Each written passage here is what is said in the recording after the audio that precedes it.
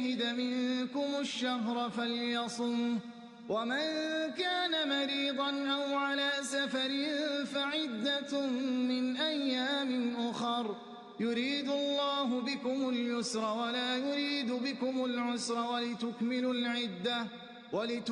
العدة ولتكبروا الله على ما هداكم ولعلكم تشكرون.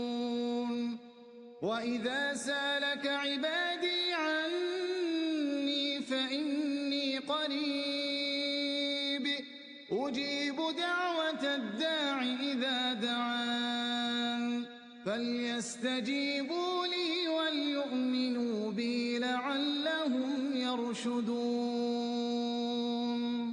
أحل لكم ليلة الصيام الرفث إلى نسائكم